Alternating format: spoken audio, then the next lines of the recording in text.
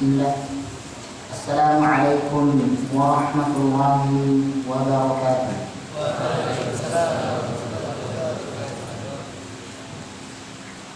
Innal hamdalillah nahmaduhu wa nasta'inuhu wa nastaghfiruh wa na'udzu billahi min shururi anfusina wa min sayyiati a'malina.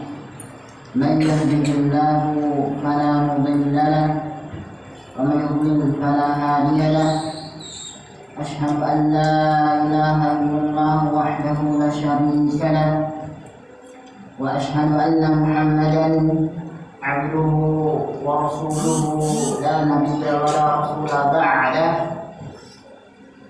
اللهم صل على نبينا محمد وعلى آله وأصحابه أجمعين. أما بعد، وقال تعالى في كتابه الكريم: يا أيها الذين آمنوا اتقوا الله حق تقاته ولا تموتن إلا وأنتم مسلمون.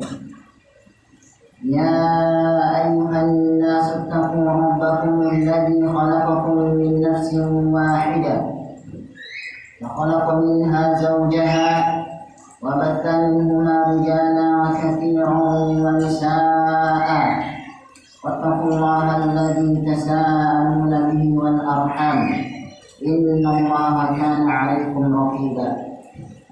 يا أيها الذين آمنوا اتقوا الله وقولوا قولا سديدا يصلح لكم أعمالكم ويغفر لكم ذنوبكم ومن يطع الله ورسوله فقد فاز فوزا عظيما. أما بعد، وقال النبي محمد عليه الصلاة والسلام: فإن أصدق الحديث كتاب الله وخير الهدي هدي محمد صلى الله عليه وعلى آله وسلم وشر الأمور محدثاتها فإن كل محدثات بدعة وكل بدعة ضلالة وكل ضلالة في النار.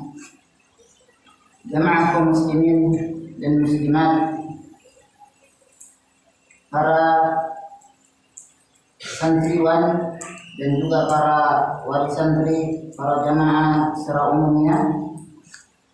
Alhamdulillah, pada kesempatan pagi menjelang siang ini Allah Tabaraka wa Ta'ala memberikan kita berbagai macam limpahan nikmat-Nya. Di antaranya dua kenikmatan yang paling baik dan utama, yaitu nikmat di mana seorang hamba memiliki kesehatan dan juga di mana seorang hamba memiliki waktu luang.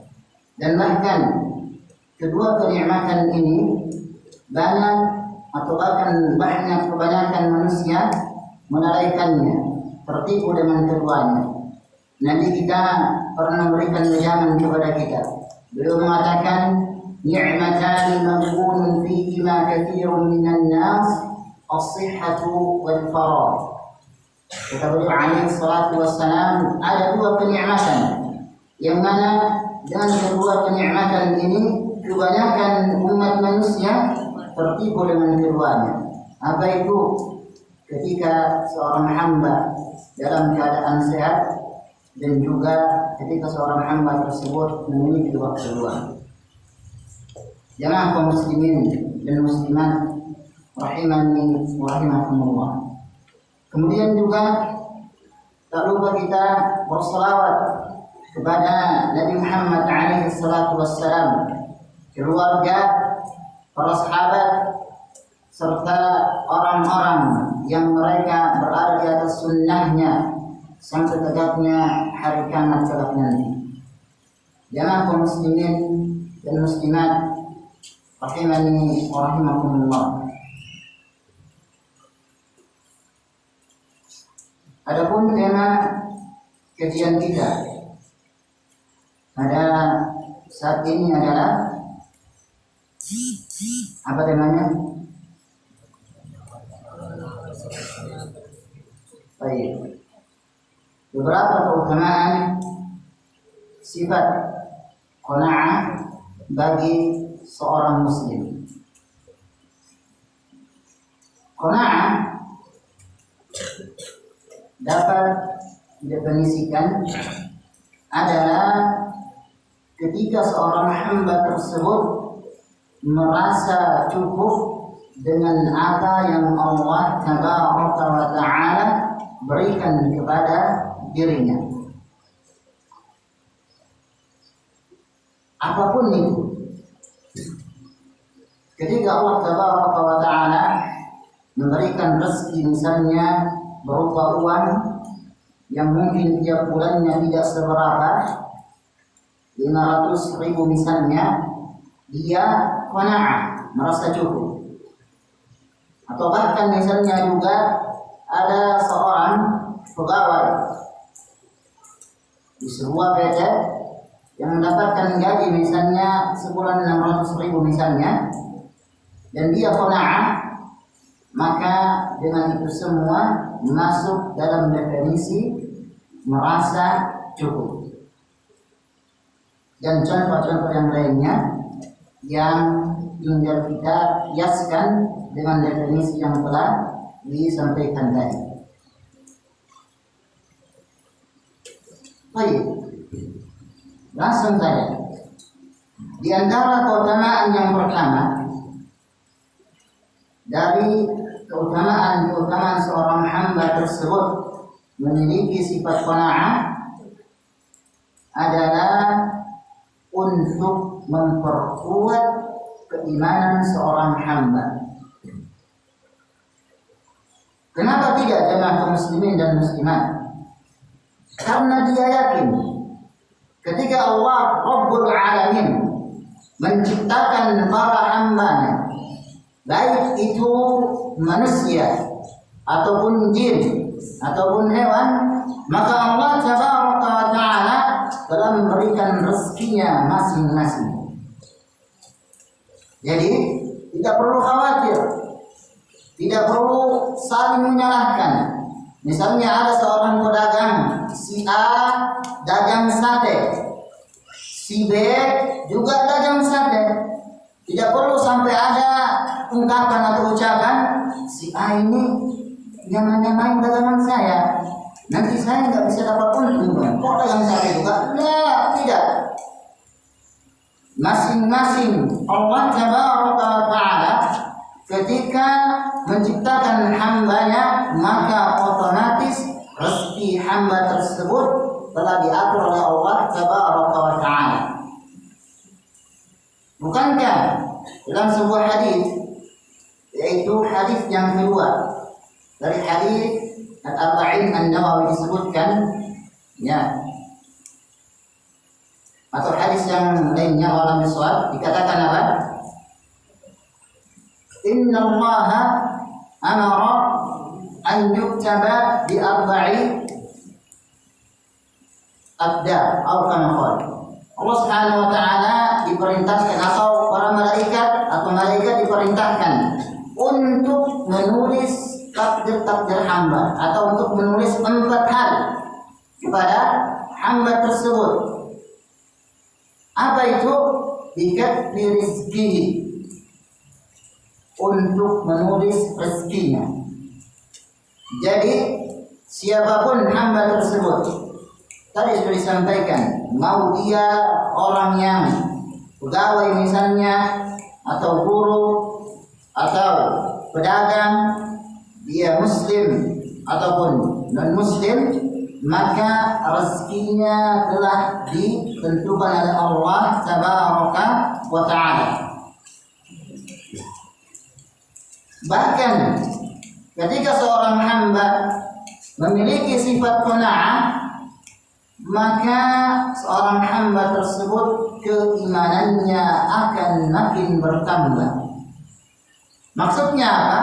Maksudnya rasa khawatir untuk tidak bisa makan itu akan terkikis, karena dia yakin ketika seorang hamba tersebut masih meletakkan 2 telapak kakinya di muka bumi ini, maka Allah Tabaraka wa Ta'ala akan memberikan rezekinya juga kepada hamba tersebut.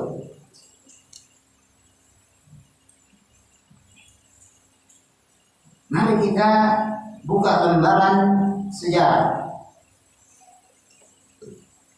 yaitu di abad sebelum abad kita ini hiduplah seorang manusia yang paling baik, manusia yang terbaik yang pernah ada di atas permukaan bumi ini. Beliau adalah Nabi kita Muhammad alaihi salatu wassalam. Beliau adalah orang yang paling pertama mengamalkan sifat qanaah ini. Di antaranya adalah ketika Ummul Mukminin Aisyah radhiyallahu anha menuturkan bahwa beliau tidak pernah kenyang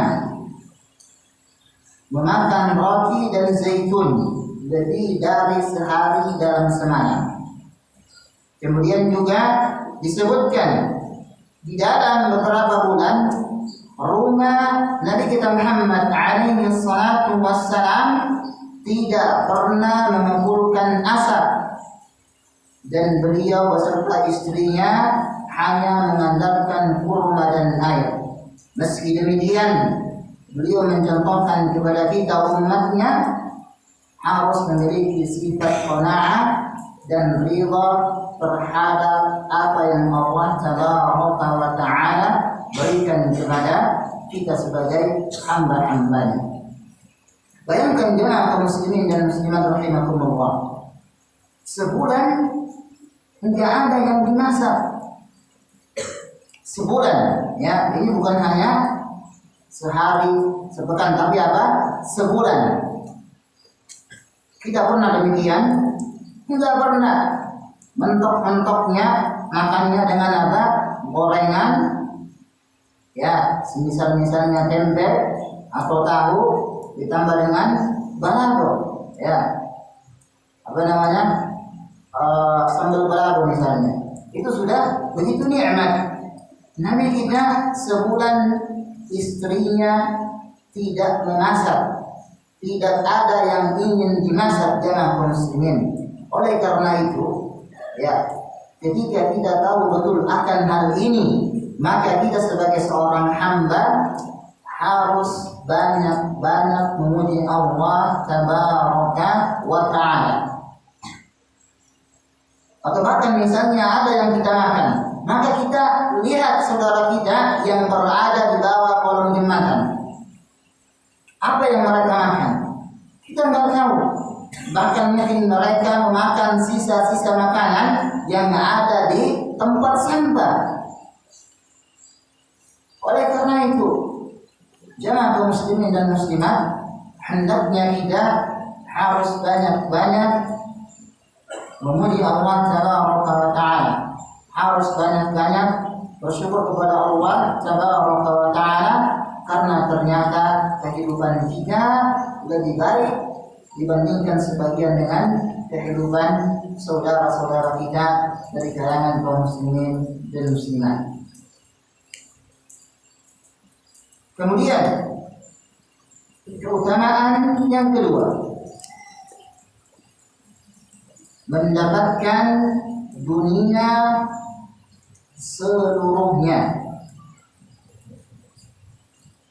Dari Ubaidillah bin Misqal Al-Ansari radhiyallahu anhu, bahwasanya Nabi kita Muhammad alaihi salatu wassalam jauh-jauh hari pernah berpesan kepada kita. Kata beliau, "Man asbaha minkum aminan fi sirbihi, mu'afan fi jasadihi, indahu qutu yawmihi, faka'annama hizat lahu dunya." Allah. Dengarkan baik jemaah muslimin dan muslimat. Kata beliau alaihi salatu wassalam, "Man asbaha minkum aminan fi sirbihi." Barang siapa di antara kalian yang mendapatkan rasa aman di rumahnya, mu'afan fi jasadihi, dan jasadnya tersebut dalam keadaan sehat, wa indahu qutu yaumihi, dan pada saat itu ada yang dia makan, maka annama hizat lahu dunya. Subhanallah. Maka seakan-akan kenikmatan dunia telah terkumpul di dalam dirinya.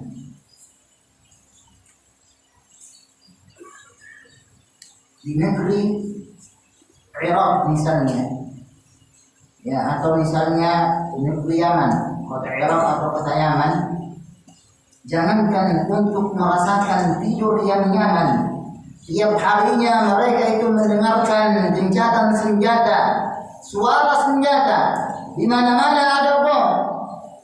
Mereka melihat dengan mata kepala mereka sendiri, saudara mereka dibunuh. Tidak ada kenyamanan. Kemudian yang kedua, saudara-saudara kita yang sekarang sedang merasakan sakit, ada yang kena kolesterol, ada yang memiliki penyakit ambeien dan lain sebagainya. Dan kemudian yang ketiga, saudara kita pada saat itu enggak ada yang dia makan. Maka pikirkan baik-baik hadis yang mulia ini. Apa itu? Ketika ada 3 hal terdapat pada diri kita, maka sesungguhnya kita telah menguasai dunia dan seisinya. Tadi jelas, yang pertama ada rasa aman di rumah kita. Yang kedua, badan kita dalam keadaan sehat. Yang ketiga, ada makanan yang bisa kita makan pada saat itu. Terkhusus kepada santri-santri Ma'had Ibnu Majah, ya, jangan suka ngomel-ngomel sama pengurusnya. Jangan suka ngomong, wah ini sambalnya kurang pedas, wah ini ayamnya kecilan, wah ini tempenya kurang 4. Bersyukur, ya. Kalau misalnya sambalnya kurang pedas, jadi sambal desa sendiri, minta uang kepada musyriknya, selesai urusan. Jangan menyalahkan mereka. Ya, mereka sudah berusaha semaksimal mungkin untuk bisa menjadikan antum betah di pondok ini. Bahkan sebelumnya sudah kami sampaikan, ya, dulu ketika para ulama mereka belajar, ya, disebutkan dalam sebagian kitab itu ada sepotong roti. Rotinya tersebut keras bagaikan batu. Apabila dipakai untuk melempar maling, maka mungkin malingnya bisa jatuh pingsan. Ya, dan untuk bisa memakan roti ini, seseorang harus merendamnya di air kurang lebih 1 jam. Antum tidak perlu rendam seperti itu, cukup dengan ember, datang ke tempat, makan, terus makan, selesai. Kalau ini direndam dulu 1 jam, tunggu kita udah lapar, ya. Jadi harus banyak-banyak bersyukur kepada Allah Tabaraka wa Ta'ala.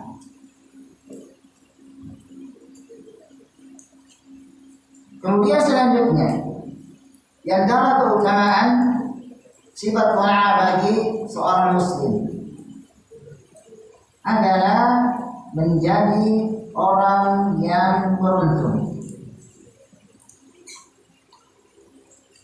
Dari Abdullah ibn Amr al-As radhiyallahu anhu, Nabi kita pernah bersabda alaihi salatu wassalam, qad aflaha man aslama wa ruziqa kafafan wa qanna'ahu Allah bima ata. Kata beliau alaihi salatu wassalam, sungguh beruntung orang yang telah masuk Islam dan diberikan rezeki yang cukup, dan kemudian dia memiliki sifat qanaah, merasa cukup terhadap apa yang Allah Tabaraka wa Ta'ala berikan kepada dia. Jadi dalam hadis yang mulia ini Nabi kita Muhammad alaihi salatu wassalam menggandengkan dua hal, ya, dua keutamaan. Keutamaan yang pertama yaitu keberuntungan bagi orang yang masuk Islam. Keberuntungan yang kedua yaitu bagi mereka yang memiliki sifat qanaah, merasa cukup terhadap apa yang Allah Tabaraka wa Ta'ala berikan kepada dia. Perhatikan jemaah kaum muslimin dan muslimat, Nabi kita menggunakan lafaz qad. Qad dalam disiplin ilmu bahasa Arab itu maknanya ada dua. Yang pertama litawkid, untuk menunjukkan penguat. Yang kedua litaklil, untuk menunjukkan hanya kadang-kadang terjadi. Bagi yang paham bahasa Arab maka akan tahu betul, ya. Ketika qad disandarkan kepada kata kerja yang maknanya lampau, maka maknanya sungguh. Contohnya sekarang, qad aflaha, sungguh telah beruntung. Jadi Nabi menegaskan sungguh telah beruntung. Siapa itu? Orang yang masuk Islam, kemudian orang yang dia memiliki sifat qanaah, yaitu sifat merasa cukup terhadap apa yang Allah Tabaraka wa Ta'ala berikan kepada dia. Hadis ini diriwayatkan oleh Imam Muslim. Kemudian jemaah kaum muslimin dan muslimat rahimani wa rahimakumullah, keutamaan yang ke-7. Nah, keberapa? Oh, keempat. Baik. Nah, yang keempat. Anak kira, ya. Baik. Baik. Berarti masih fokus, ya, masih fokus. Soalnya sudah ada yang khusyuk seperti ini, ya. Khusyuk bukan ada kemungkinan, ya, tidur atau nyata. Baik.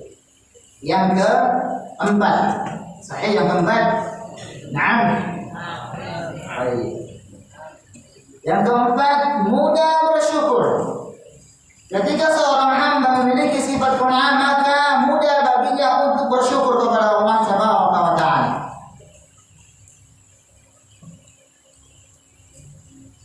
Dalam sebuah hadis dari sahabat yang mulia Abu Hurairah radhiyallahu anhu, Nabi kita pernah bersabda, "Unzuru ila man huwa asfala minkum wa la tanzuru ila man huwa fawqakum fa huwa ajdaru alla tazdaru ni'matallahi 'alaikum." Kata beliau, "Unzuru ila man huwa asfala minkum." Coba tengok orang yang berada di bawah kalian dalam urusan apa? Dunia. Wala tanzuru ila man huwa fawqakum, dan jangan sekali-kali menengok atau melihat orang yang berada di atas kalian dalam urusan dunia. Kenapa? Fahuwa ajdaru alla tazdaru ni'matallahi 'alaikum. Karena hal tersebut, ketika engkau menengok orang yang berada di atas kalian dalam urusan dunia, maka otomatis hal tersebut akan bisa membuatmu meremehkan kenikmatan yang Allah Tabaraka wa Ta'ala berikan kepadamu. Jadi begitu. Ketika misalnya Allah Tabaraka wa Ta'ala memberikan rezeki kepada kita berupa gaji untuk maka alhamdulillah. Ya, jangan lihat orang yang berada di atas kita. Oh, si A punya jet pribadi. Jangan lihat ke atas, lihat ke bawah. Ketika ada mobil, maka lihat orang yang dia memiliki motor. Alhamdulillah, anak punya mobil. Teman anak hanya punya motor. Demikian, ketika kita punya rezeki, punya uang untuk bisa beli motor, maka jangan lihat teman yang punya mobil, tapi lihat teman yang kita memiliki sepeda ontel. Alhamdulillah, anak punya motor, anak hanya memiliki sepeda ontel. Seterusnya, ketika kita punya sepeda ontel, jangan kita lihat teman yang punya motor, punya mobil, punya jet pribadi, jangan. Tapi lihat teman kita yang dia berjalan, yang tidak memiliki kendaraan. Dan seterusnya, ketika kita bisa berjalan, jangan lihat di atas kita yang punya motor, punya mobil, punya jet pribadi, jangan. Tetapi lihat saudara kita yang dia berada di atas kursi roda, yang sebagian besarnya kakinya tidak ada, sebagian besarnya lumpuh, tidak bisa berjalan. Demikian, kalau pikiran seorang muslim demikian, maka otomatis lisannya akan banyak-banyak bersyukur kepada Allah Tabaraka wa Ta'ala. Namun kalau pikirannya hanya melihat ke atas saja, yang enak-enak, maka demi Allah rasa syukur tersebut akan tidak ada.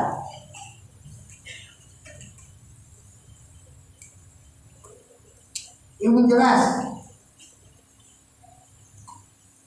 Dan juga kebalikannya, apa itu? Jangan paksakan rezeki Allah untuk membeli yang tidak pantas untuk dibeli. Apa maksudnya? Maksudnya begini. Kalau misalnya Allah Tabaraka wa Ta'ala memberikan rezeki kepada kita hanya untuk bisa beli sepeda ontel, maka gunakan uang tersebut untuk beli sepeda ontel. Jangan paksakan untuk beli sepeda motor. Kenapa? Dijamin akan sengsara. Bagaimana perkataan Ustaz Abdullah Maududi Hafizahullah Ta'ala. Jangan tinggikan gengsimu. Jangan. Kita hidup di dunia bukan untuk banyak-banyak gengsi. Nah, enggak. Tetapi kita hidup di dunia ini untuk banyak-banyak bersyukur kepada Allah Tabaraka wa Ta'ala. Sebaliknya, kalau Allah Tabaraka wa Ta'ala berikan engkau rezeki berupa uang untuk bisa beli sepeda motor, maka beli sepeda motor. Jangan paksakan beli mobil, maka dijamin akan sengsara. Kalau misalnya dipaksakan beli mobil, maka akan keluar satu jurus ampuh. Apa itu? Minjem. Kalau sudah minjem, maka akan banyak pikiran. Kapan melunasi dan lain sebagainya. Demikian jemaah muslimin dan muslimat rahimani wa rahimakumullah. Dan juga nanti kita pernah bersabda dalam hadis yang dilakukan oleh Imam Ibnu Majah. Dia mengatakan, kun wara'an takun a'bad an-nas wa kun qanna'an takun ashkaran nas. Kata beliau alaihi salatu wassalam, jadilah hamba yang wara. Kata Imam Ibnu Rajab, beliau mengatakan, da' ma yaribuka ila ma la yaribuka. Tinggalkan sesuatu yang meragukan bagi dirimu menuju ke sesuatu yang tidak meragukan bagi dirimu. Atau juga kata ulama yang lainnya, wara' adalah meninggalkan sesuatu yang syubhat, yang samar-samar. apakah ini haram atau halal. Atau juga mereka mengatakan wara itu adalah meninggalkan sesuatu yang boleh namun berlebihan. Ya, namun berlebihan. Itu wara. Dan hadisnya Nabi lanjutkan alaihi salatu wassalam, jadilah engkau seorang hamba yang memiliki sifat qanaah, maka engkau akan menjadi manusia yang selalu bersyukur kepada Allah tabaraka wa ta'ala. Jemaah kaum muslimin dan muslimat rahimani wa rahimakumullah jami'an. Itu tadi yang keempat. Naam.